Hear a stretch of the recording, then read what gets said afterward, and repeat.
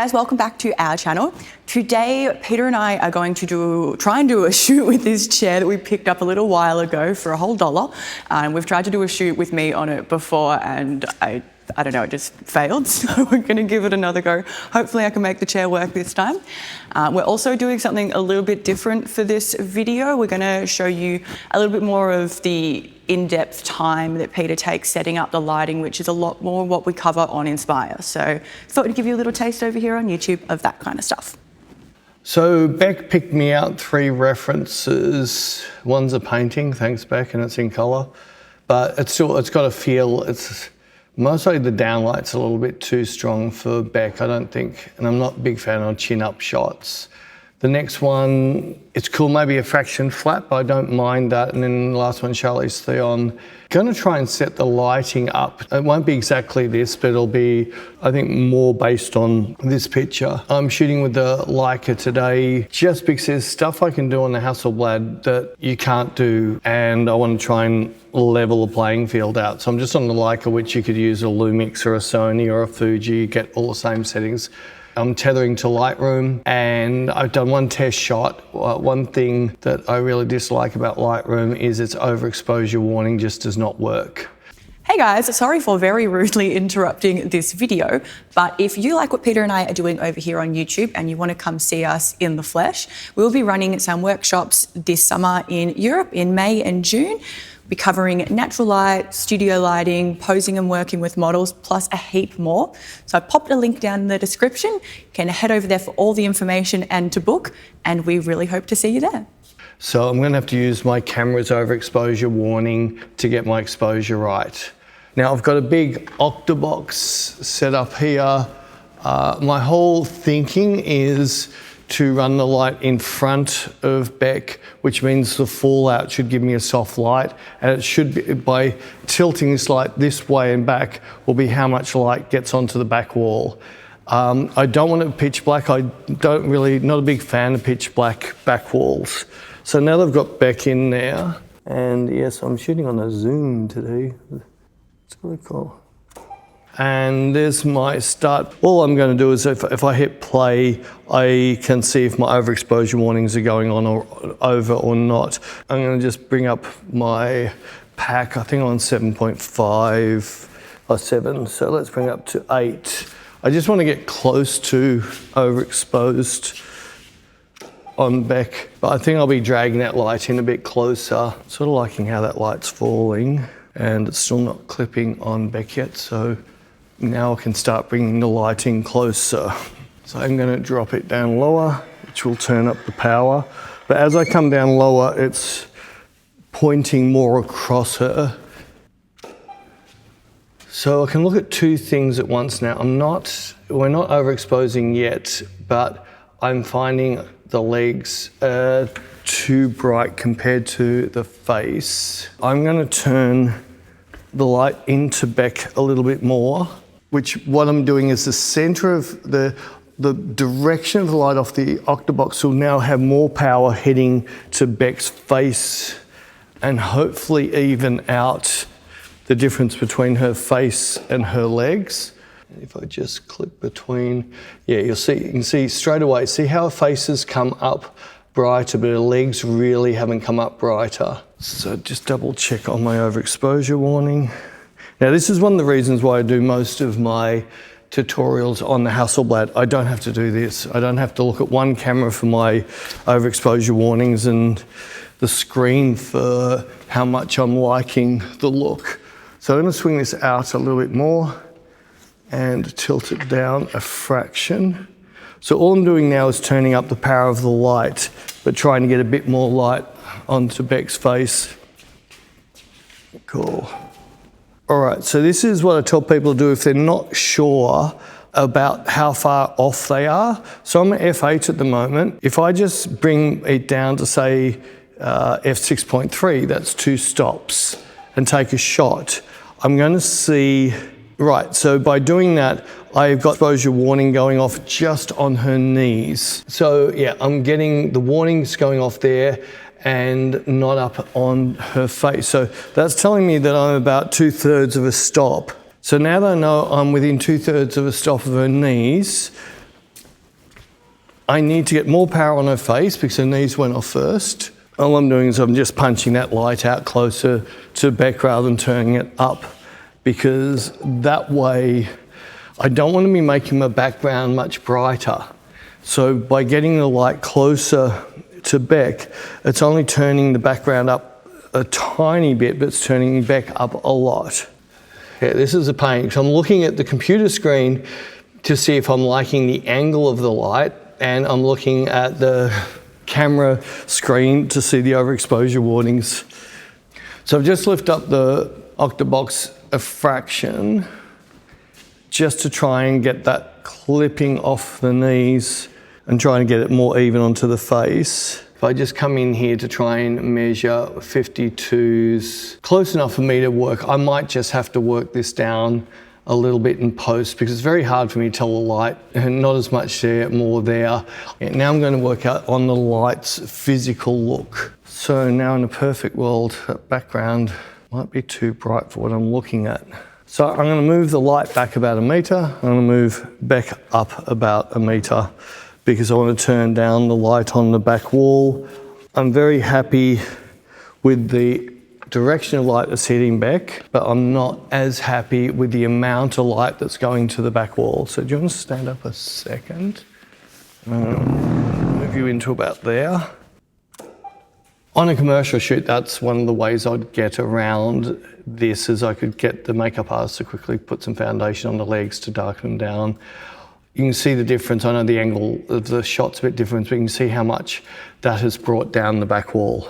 And that's brought the back wall down more where I would like to see it for this shot. So right at the moment, I'm happy with the angle of light, power of light. I am now thinking about my camera height and my crop. So I can just quickly look at these 3 pictures. That's quite up. That's quite up. All of these are quite up shots. Just because they're up doesn't mean I have to do up. I'm just finding I'm a little bit down. So I'm going to just drop my camera down a bit lower. I want to have a bit more room around Beck than that. I've got the edge of the softboxes in shot. All right, knees have turned off. Face is right, I think. This is just fussing me. This is just what I do. And if I don't do it, it'll harp on me. So I've learnt that as soon as I see something that bugs me, fix it right then and there, because I can't get my brain into a creative headspace while my brain's going, does that bother you? Does that bother you? Does that bother you? So that's what I'm doing now, is trying to get rid of, does that bother you? Cool. All right, before I adjust my other settings, there is something that's bothering me a bit. Just try tilting that bottom light even more. I'm going to try and feather that light completely off Beck's legs.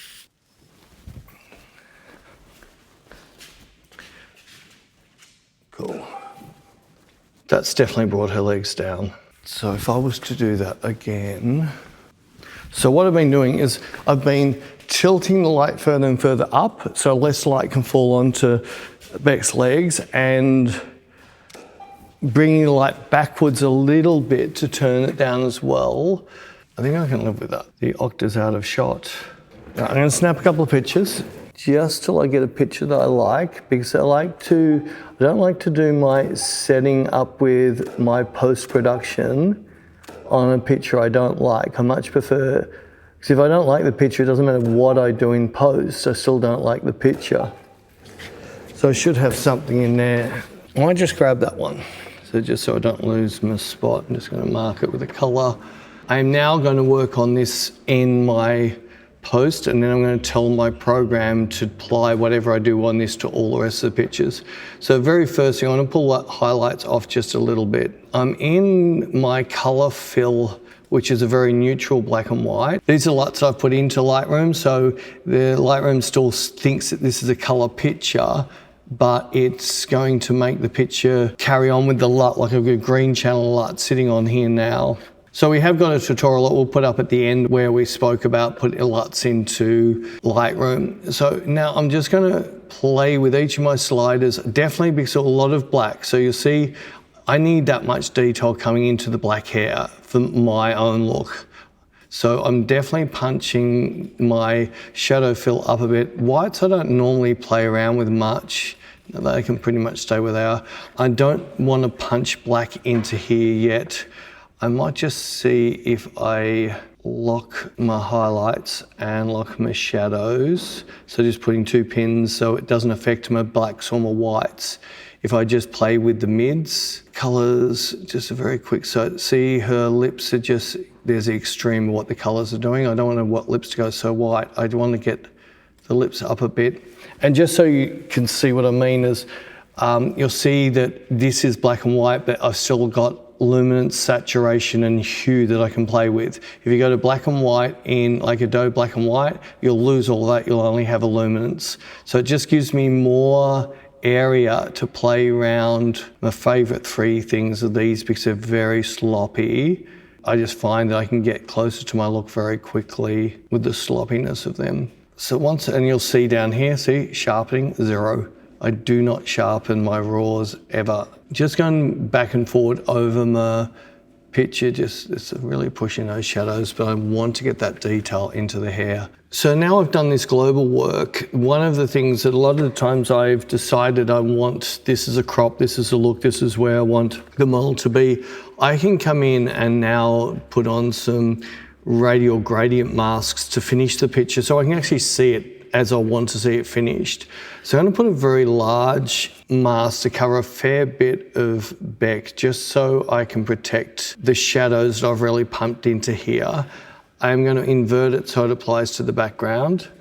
And then I'm just going to, I'll bring down the exposure a little bit till where I think around about there I'm happy with the exposure coming down, but I think I need to pull down more of the highlights still, most likely about the same amount. Yeah, that's starting to make Beck pop there. The whites are most likely going to give me the same. Yeah, perfect. So if I bring the whites down about the same as well, and then I can just move this mask. See how we've also fixed part of the leg problem. So I'm happy with that there. The next thing I'm going to do is doing that because I've got this at a really, really soft feather. It is kicking in on Beck a little bit. I'm going to stick a second mask, radial gradient again, and stick it more in the mid of her and just maybe cover around about there. With that, all I'm looking at doing is just trying to punch those shadows up just a bit more. I want the detail that's in that black. That's brought that up really nicely. And then I can move the mask around and see, you can most likely pull a little bit more further down onto the legs, make it a touch wider so it gets into all the areas I want to get it into. I might as well finish off the rest. So let's stick in a linear gradient mask up in here. I'll just drag it in to about there, I reckon. If I just play around the same type of thing, so I'll put a little bit in overall exposure down, let's take it down by about that.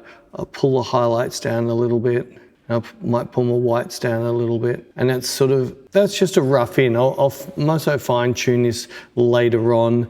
The rest of it's looking cool. If I just turn on and off what I just did with the masks, you'll see there's a massive difference to that. If anything, that second mask might need to just get a slight bit wider just to make, and I might have to feather that a bit less. So there's the feather out, yeah, in about there. I really get hung up about having detail in my blacks. And when I do my final retouch, I can push my pitch blacks in, but you'll see in here, we've still got plenty hitting down towards the blacks. So with that all set up now I can go back and shoot, but I need to do 2 things first. I can either save this as a preset, or I could sync this to the very last picture I did, sync including all masks. And by me doing that, I can now change here to say same as previous. So it's going to look at that very last frame as my previous. So to speed things up a little bit, I'll put this back onto library because it always tethers quicker here. You can see all my camera settings here. I'm on a 24-90, I'm shooting around about the 50mm length. Let's get back in there. Cool, that's really pretty. Just make sure all of that comes through. Perfect, all my settings have come through. I now have my finished picture. I'll mostly pull off a bit of that shadow later on. The screen in here is not as good as my screen back in my editing suite. So these are just rough ends. And now it's just a matter of me working with Beck to get the look. Cool, cool. That's really pretty. Cool. Love that. So all I'm just doing is just letting Beck get into her mood, get into her swing of things, take pictures when she's not ready, but then allow her to give me the picture. So you'll see while I'm waiting, I'm just waiting for her to go, shoot it. The models I've shot with a fair bit, there's a certain thing they go, well, Beck does it with her eyes. I can just see, bang, the eyes are looking good, cool. That's really cool. Cool.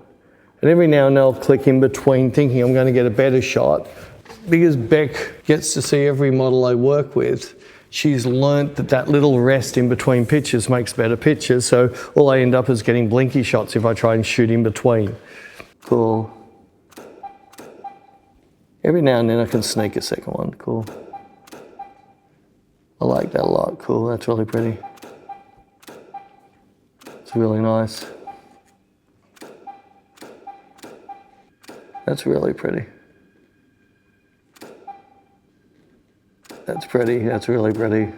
So I reckon we've got our shot. So just as we finished shooting, I noticed what I was seeing in the video camera on Beck, and it was just natural light. And I thought, I wonder what'll happen if I just reset my camera and shoot on natural light. And I quickly reset it to 800 ISO, f4 at 160th with my same settings I had before, and I got this sort of look. So I'm gonna just quickly leave the mask on. Maybe I can get rid of, let's pull this back a little bit, that's nicer. Let's throw a bit more blacks into the blacks. And just using the natural light, and I'm just very quickly, so I can pull a fair bit of that shadow fill out now because there is a lot of natural shadow fill in there. If I just go to there, I'm just going to quickly snap some off just using the natural light. Well, I just spent an hour setting up, get the flash just perfectly, and at this time of the day when there's more sun coming through the front window than the skylight, I tend to get a really, really nice natural light in here. The only problem with natural light is that today we've got a bright sunny day. Maybe with the natural light, come back to your center pose, I think. I think the center pose will look better. Yeah, like that, it's gonna look so much better. Cool, that's really pretty. That's really pretty. Yeah, with the natural light, if I've got a full sunny day, no clouds, I can trust it for a good hour. But as soon as we've got days where it goes cloud, sun, cloud, it's just impossible to work commercially. It's also very hard. Just as you get a great light, it changes. And by the time you change your settings again to try and work on the light you've got, that's really pretty, that's really pretty. Cool. That's really pretty. Nice. Cool. So it's just an added little bonus that you can see at the end, but this is one of the reasons why I have a natural light studio, because sometimes I just love the light so much I get with a natural light. So we hope you guys enjoyed that. If you did, and you did like this more in-depth style of seeing all the lighting set up, you can go over and support us on Inspire. There will be a link down below. And other than that, I'll put up some other videos now.